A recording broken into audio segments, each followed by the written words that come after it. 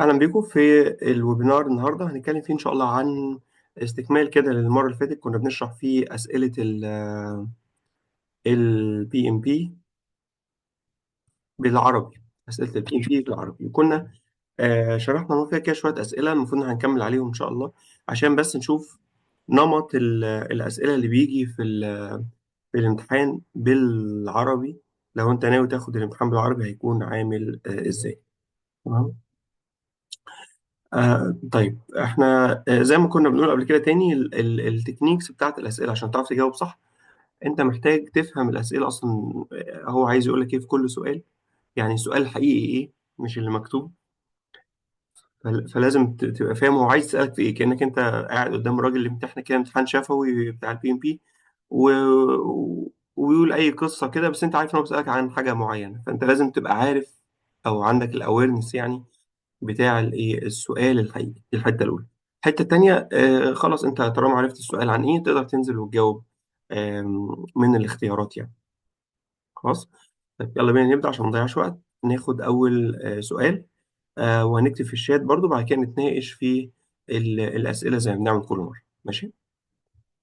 بيقول لك يا سيدي، آه مريم تقود مشروع تطوير برمجيات، ولاحظت إن أليكس زميلها في الشغل أحد أعضاء فريقها يظهر أداء متميزا باستمرار، ويحرص على تعلم تقنيات جديدة. عندها واحد شغال كويس وبيحاول يتعلم. ماشي. إدراكها لمهاراته وطموحه يمنحها فرصة لدعمه وتطويره مهنيا، مما يعزز ليس فقط نموه الشخصي ولكن ايضا نجاح الفريق والمشروع. طبعا هو هنا لاحظت انه عمال يعني بيطول في الكلام قوي يعني لو انت خدت بالك يعني. طيب، ايه الاجراء الاكثر فعاليه اللي ممكن تاخده عشان تساعد اليكس؟ بس السؤال ده لو حبينا نعرف مضمونه يعني، او لو دخلنا في ملخص السؤال، لو انت عندك حد شاطر تعمل له إيه؟ ده السؤال يعني. ماشي. طيب، اسناد مهام متكرره لضمان استقرار المشروع، ولا تجاهل اهتمامه بتعلم تقنية جديدة، ولا منحه فرص للعمل على تقنيات حديثة، ولا نقله لمشروع تاني؟ انت اخترته ايه؟ ويلا نتناقش يعني، خلينا كده نفتح نقاش يعني في كل سؤال يعني.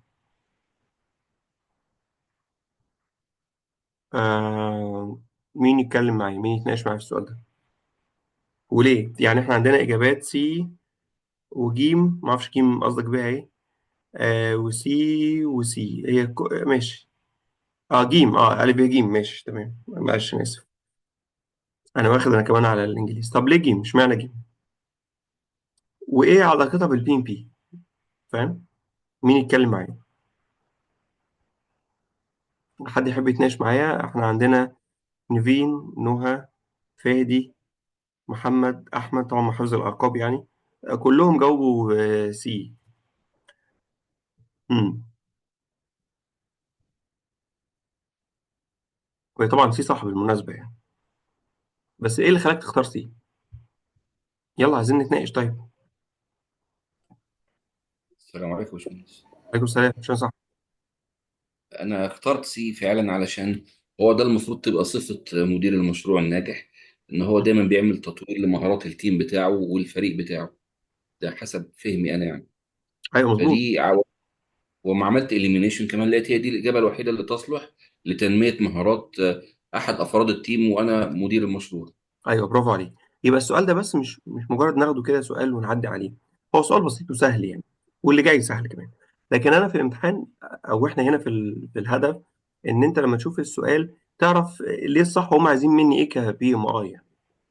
هم ببساطه شايفين وزي ما احنا ذاكرنا كمان في الكورس يعني، ان من مهام مدير المشروع ان انت دايما تعمل اكسبوجر، يعني تدي فرص للناس اللي شغالين معاك وتدي له تاسكات. فاكرين دي كان اسمها ايه في الPMP؟ حد فاكر اسمها؟ بالانجليزي كنا خدناها بالانجليزي، اسمها امباور او امباورمنت، تمكين.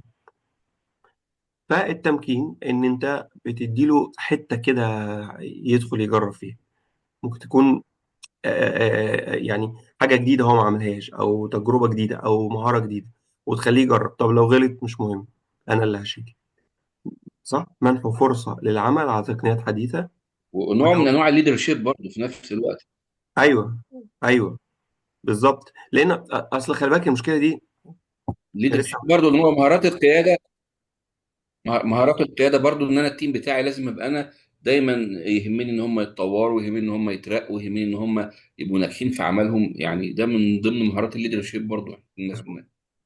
وايه تاني كمان التريننج شايف مكمل مكمل، او خلي بالك بالمناسبه يعني الاسئله حتى ممكن تبقى سنه بتاعت البي ام بي الحقيقيه، ممكن تبقى سنه بسيطه اصعب من دوت، او يربكك ان هو يحط لك اجابه تانية قريبه.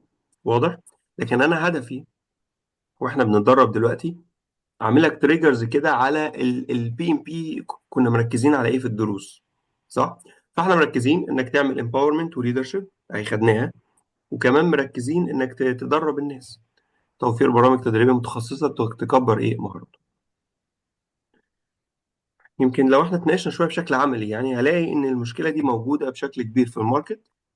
ان الليدرز او بعض مش الليدرز اللي هو يعني مديرين الادارات او حاجه، مش بيعرفوا يشغلوا الناس اللي تحتيهم قوي، نتيجه اسباب كتير. هو مش واثق فيهم مثلا، او يقول لك يا عم الحاجه اللي يخلصوها في ساعه ونص خلصها انا في نص ساعه.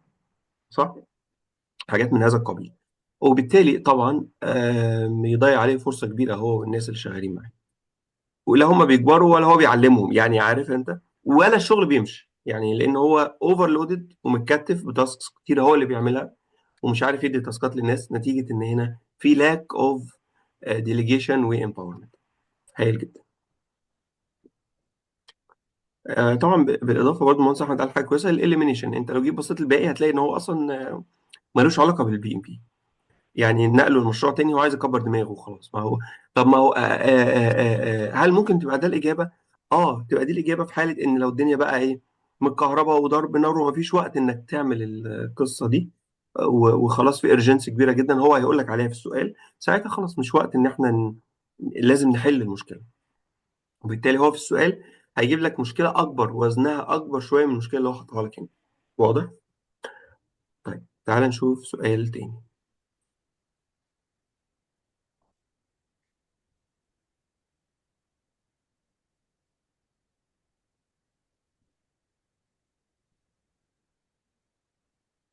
هديك كده دقيقة لو تقراه بعينك بسرعة وبعد كده أنا هقراه.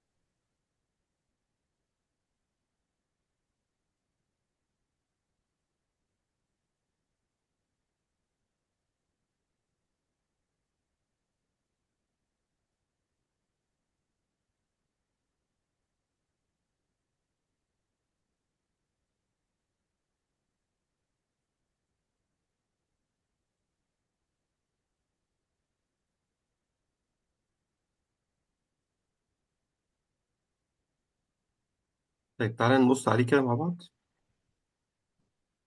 بيقول لك إيه؟ خلال الاجتماع الأسبوعي تلاحظ سهير. طبعا أنت في الامتحان بقى هتلاقي أسامي برضو أي حاجة ميكس يعني من ده على ده. لكن مش دي القصة. خلال الاجتماع اليومي تلاحظ سهير مديرة مشروع الحملة التسويقية. يعني لو بتعمل ماركتنج كامبين ده بروجكت زي ما أنت عارف ليه بداية وليه نهاية، فعشان كده ده بروجكت. إن الفريق بتاعها عنده آه، تأخيرات متكررة بسبب بطء استجابة العميل في تقديم الملاحظات، مما يؤثر على الجدول الزمني للمشروع وجودة المخرجات. نظرا لأهمية التواصل الفعال مع العميل لضمان سير العمل بسلاسة، ما هي الإجراء الأفضل اللي المفروض تتخذه سوية؟ يعني هي شغالة في مشروع في ديلاي بشكل ما من استجابة العميل.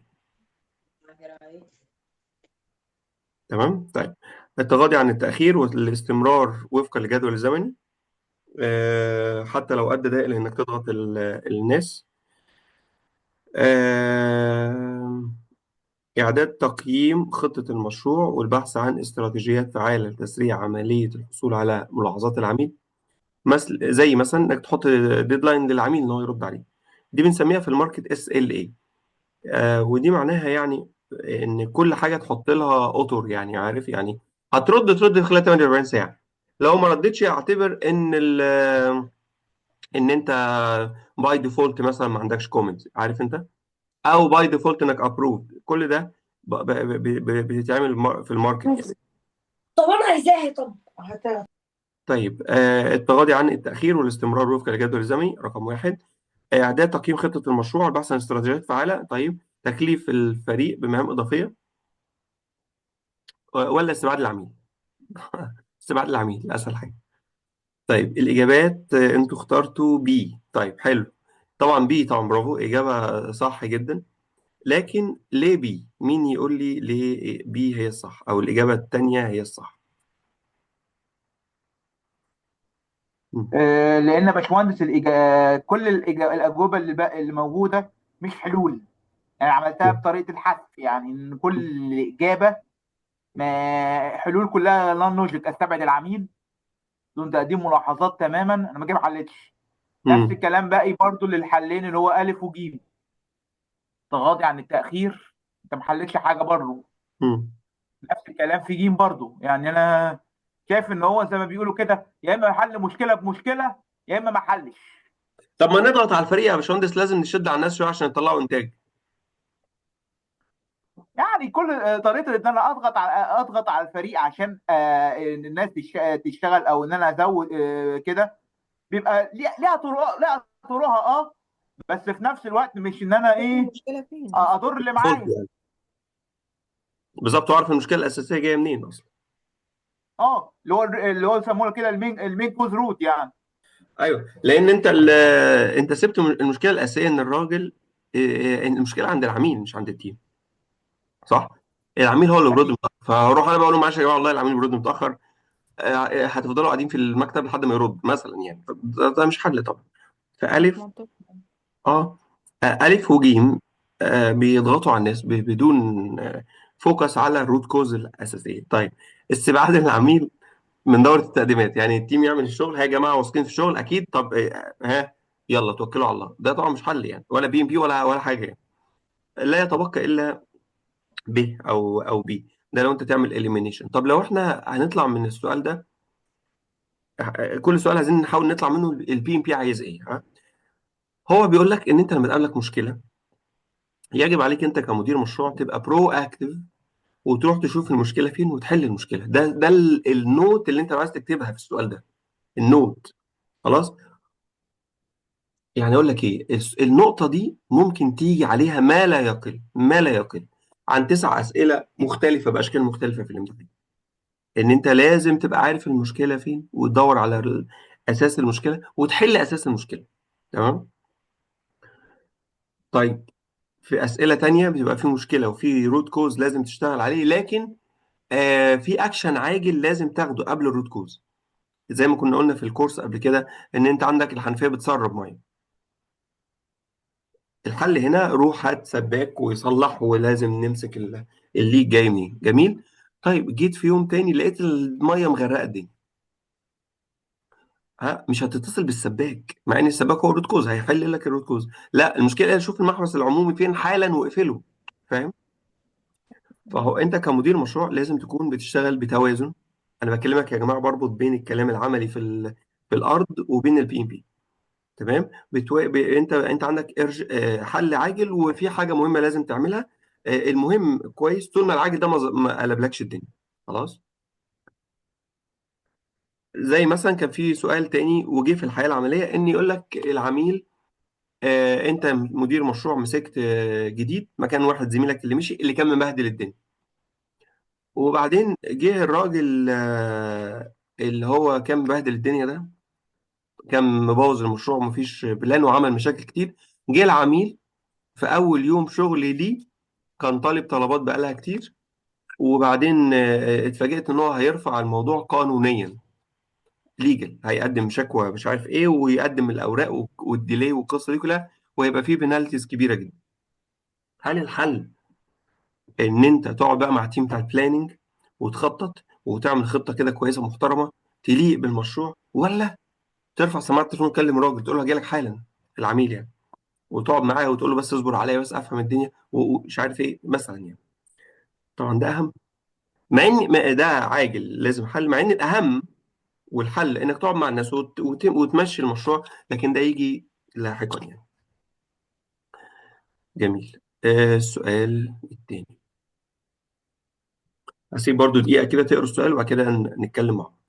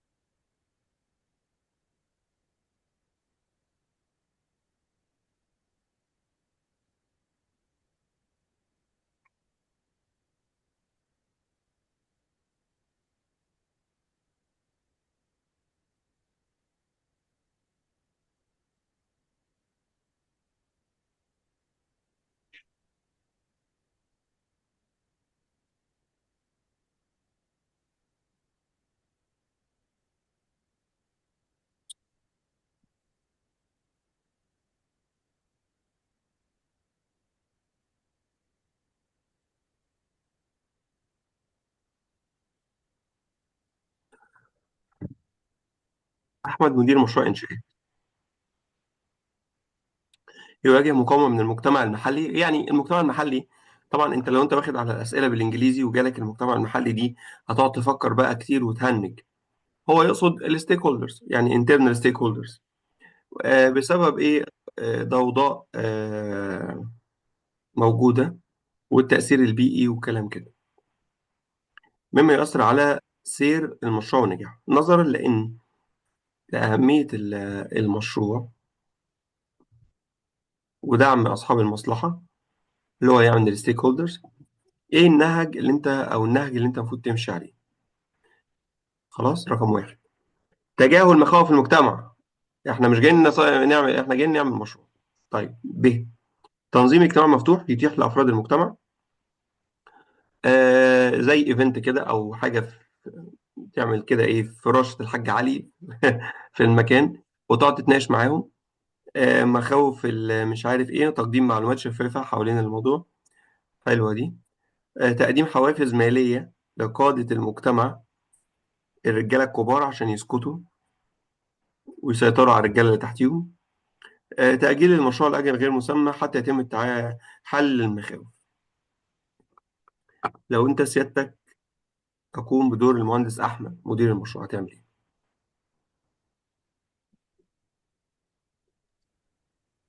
إيه؟ ب. جميل. أنا بشوف برضو الشات. بي أيوه. ليه؟ طيب يلا حد يتناقش معايا. ليه جاوبت؟ والبي ام بي هنا بيقول إيه؟ يعني من فهمك يعني. مم. والسؤال ده كان جالنا في الكورس بالانجلش، فانا فاكره كويس، بتاع بجد؟ الضوضاء ده.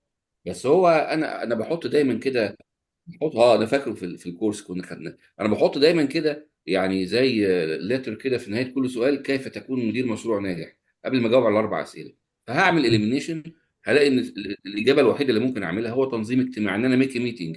ان انا مش هينفع اتجاهل، مش هينفع اقدم حوافز ماليه، مش هينفع اجل مشروع. انا لازم اكون مدير مشروع ناجح، يبقى عندي دبلوماسيه، اقدر اطور، اقدر ان انا اعمل اجتماعات مع الناس، اقدر ان انا يعني ما اخدش الاتجاه المضاد التاني اللي هو بتاع التجاهل والتاجيل. طبعا، طبعا، هايل، هايل، برافو عليك، برافو عليك جدا. طيب، خلونا نروح حاجة تانية للبي ام بي. البي ام بي، ها، حد فاكر؟ احنا طبعا بنراجع، يعني بنراجع بس بشكل كده أسئلة. حد فاكر احنا اتكلمنا فين؟ او بلاش اتكلمنا فين، قلنا ايه في الحتة دي كبروجكت مانجر؟ كيف تتعامل مع الستيك هولدرز؟ دوري ايه مع الستيك هولدرز؟ حد فاكر؟ او حد يقدر يقول لي يعني؟ ان انا ابقى في تواصل ما بيني وبينهم وابقى في ثقه. ايوه، وان انا احللهم واشوف يعني ايه النيدز بتاعتهم والريكويرمنتس والاكسبكتيشنز، صح كده؟ واروح تمام مطلع كده. ستيك هولدر اناليسيز، واروح مطلع ستيك هولدر ريجستر. ايوه، وخلاص، والناس تمشي على الايه، على القصه دي كلها. فمن ضمن ان انا افهم الناس دول كتير، خلي بالك، ده المجتمع المحلي ده يقول لك الحي مثلا، ها، خلاص يبقى نعمل يا جماعة ايفنت معين أو حاجة أو قعدة أو نصبايا كده نقعد فيها، ونتكلم ونشرب شاي ونشرح لهم الايه هدف المشروع. بيقول لك ايه بقى؟ تعمل اجتماع مفتوح، تخلي الناس يتناقشوا حوالين مخاوف، يتكلموا، وبعدين ترد انت عليهم، وبعد كده ايه توضح لهم أهمية المشروع. قصة.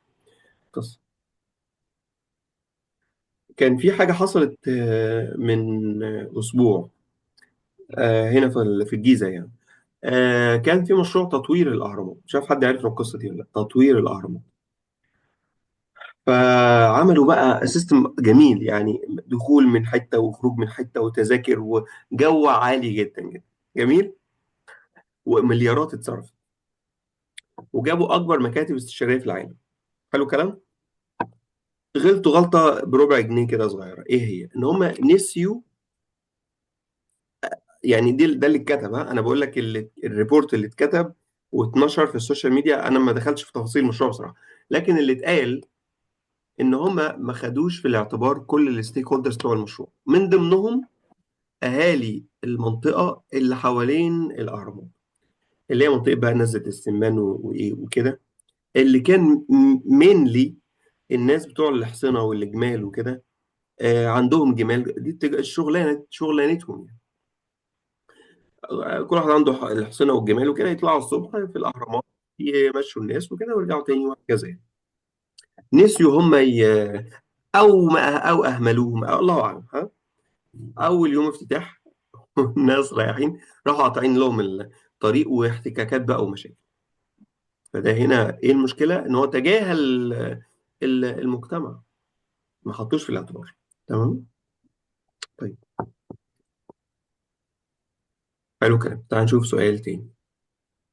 طبعا خلي بالك برضه احنا بنتكلم كلام في السؤال، يقول لك اعمل اجتماع واسمع الناس واشتري منهم وبتاع، لكن ده مش معناه ان انت تبقى على طول آه، فاتح صدرك بقى، وحد يقول لك احنا مش عاجبنا الموضوع، طب نقفله يعني. اه اقفله، حاضر يا عم هنقفله. لا، انت مش لازم تبقى كده. انت عندك تارجت، وبتحاول تانجيج يعني، تشرح لهم وتفهمهم مش عارف ايه، وكل واحد ليه يجيب طريقته. فاهم؟ طيب، تعالى نشوف سؤال.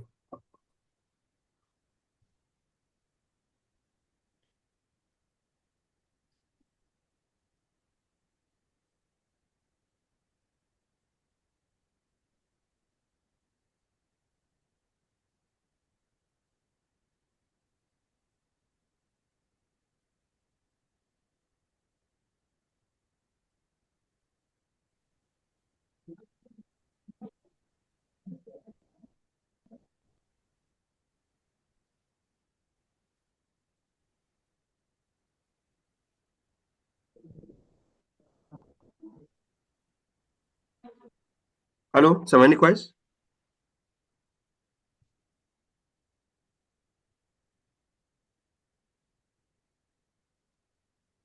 تمام، دلوقتي سامعينك، بس قبل كده كان مش فيه صوت. اه، معرفش هو فصل فجأة، مش عارف ايه اللي حصل. طيب. طيب اوكي. اكمل؟ طيب سامعني ولا ايه؟ اه اه تمام تمام. دلوقتي. الصوت واضح؟ طيب اوكي. آه... تعال نشوف سؤال تاني.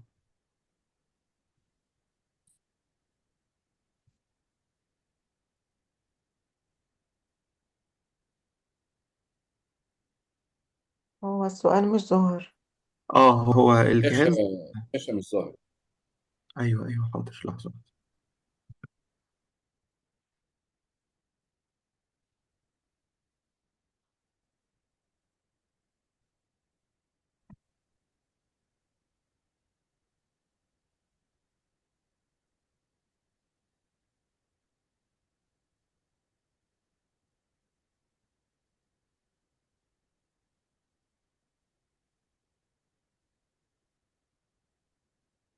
اوكي، هو بس الوورد حصل فيه مشكلة، بحاول بس اعالجها.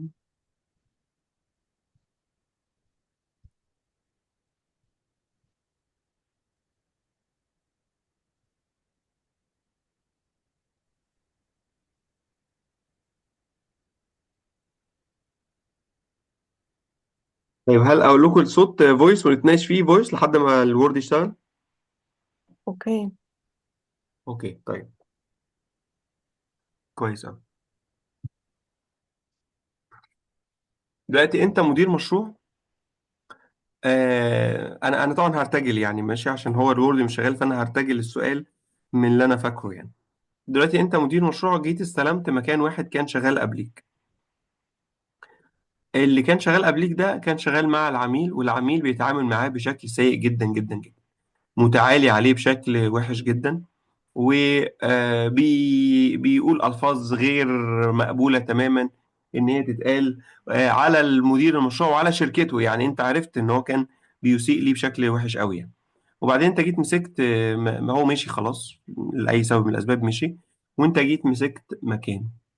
السؤال، إيه أول حاجة هتبتدي تعملها مع العميل الجديد ده؟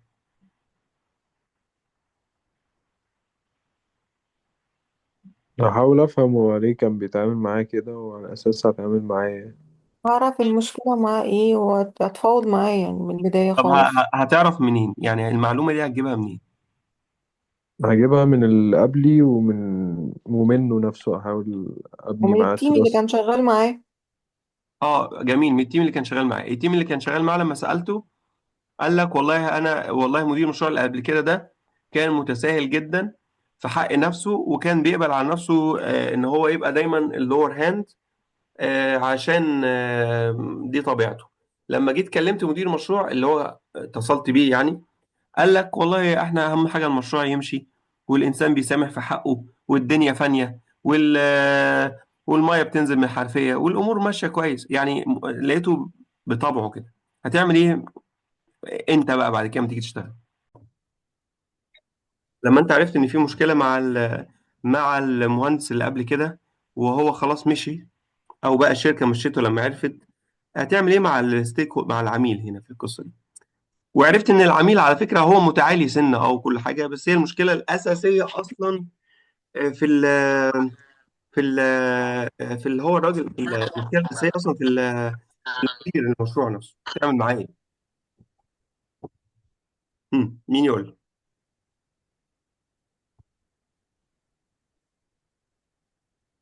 اديك اختيارات ولا نتناقش؟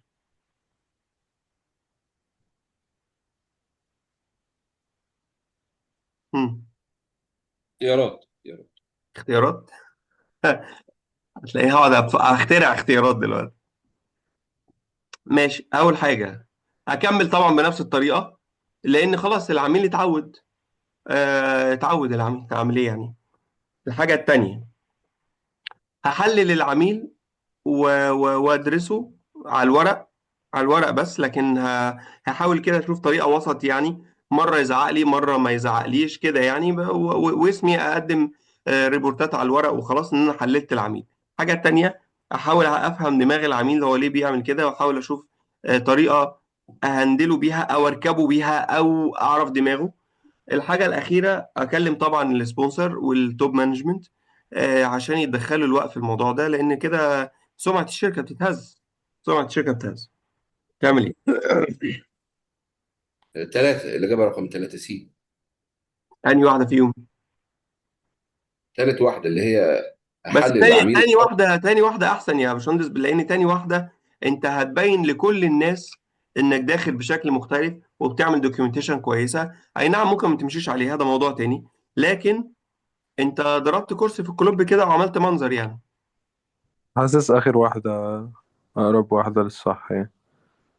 طيب خلينا طب نناقش، ماشي هجيلك، بس خلينا اقول نناقش الفكره بتاعت باشمهندس احمد بيقول ايه. تالت واحده وانا بقول له تاني واحده. لو عشان افكركم، تاني واحده انا بقول اعمل بس كده اوراق وخلاص، انك بتدرس العميل، لكن على الارض مشي حالك معاه. يعني مره يزعق لك ماشي، مره ما حاول كده ترد عليه، مشي حالك. الحل التالت، لا اعرف هو الراجل ده لانهي ليفل الايجو بتاعته عامله فين، واشوف طريقه هندله فيها على الارض يعني فعليا، بحيث ان انا اوقفه عند حد. ده انا كمدير مشروع جاي عشان احل المشاكل، مش عشان اعمل دوكيمنت وارفعها صح. فانا لازم احل المشكله، ده دوري الاساسي، لان انا مش مهندس في الموقع، انا مدير المشروع. فانا شايف ان الحل رقم ثلاثة ده هو احسن حل ان انا صح آه، صح.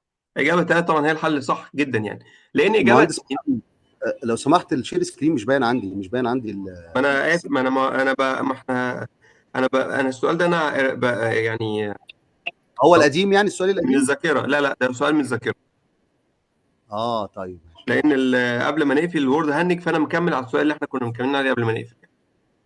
ماشي هندسه. فكنت بقول الحل الثالث طبعا. الحل الثالث ليه؟ لان هو مدير المشروع ده، انا مش جاي اقول له والله خلي بالك الزم حدودك، بص مش ماشي يا هندسه، انا اسف هندسه، ممكن حضرتك بس تقول لي الحل الثالث؟ انا ما ما انا هقول سمعتوش. هقول هقول هقول هقول انا عايز اقول ان الحل الثاني كان ستف ورقك. الحل الثالث لا، احط استراتيجيه ازاي تهندل بيها الستيك هولدر ده وتوقفه عند حده، يعني عن طريق ان انت تشوف لو هو متعالي، لا ابتدي خش كده، خليك فيرم شويه، اجريسيف بعض الاحيان، خليك التزم بالديدلاينز، اديله حاجه ووفي بيها، بين له ان انت شخصيه شويه assertive جدا وملتزم جدا وقوي جدا، غير بقى الراجل الطري الني ده بتاع قبل كده، انت مش هو. وبالتالي خطوه في خطوه هيحترمك. وده عن طريق انك تعمل كويك وينز، زي ما بيقولوا كويك وينز يعني ايه؟ يعني حاول بسرعه اديله تارجت سريع وحققه. فاهم؟ يعني قول له مثلا خلال يومين هسلمك كذا ان شاء الله، حتى اروح اجيب لك اي حاجه، حاجه خفيفه يعني، واعملها. ها يجي يتكلم يقول له بعد اذنك يعني انا ما اسمحش لحضرتك انك مش عارف تعمل ايه، سنه سنه كده لحد ما تخليه يظبط الدركسيون ويرجع تاني يتعدل. فاهم؟ ده الحل التالت وده الصح.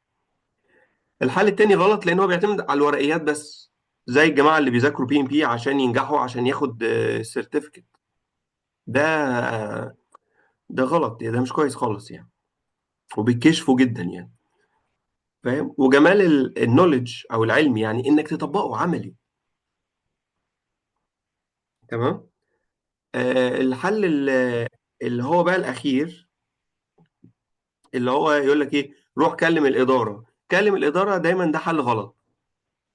هو الإدارة إنك تكلمها كويس بس بعد ما تجيب آخرك يعني، يعني بعد ما تحل كل الحلول بتاعتك اسكليت. لكن ما تجيش من أول قلم تروح تقول له خلي بالك، ده خلي بالك يا باشمهندس أنت مديري وأنا بقول لك هو زعق لي وزعق جامد. ما ينفعش تعمل كده، ما ينفعش تصعد كل حاجة تروح ترفعها للراجل يعني. تمام.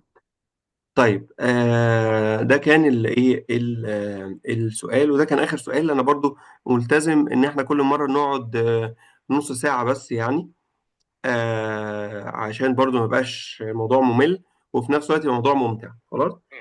هستأذنكم لو تكتبوا لي في ناصرجي، في جروب ناصرجي، المره الجايه نعمل ايه. المره الجايه نكمل زي ما احنا بنفس الطريقه دي، عايزين شكل جديد، عايزين نتكلم في توبيك تاني نراجعه مع بعض. قولوا لي ايه اللي انتوا حابينه، عشان بناء على اللي انتوا عايزينه احنا هنكمل مع بعض كل يوم اتنين ان شاء الله. تمام. ف...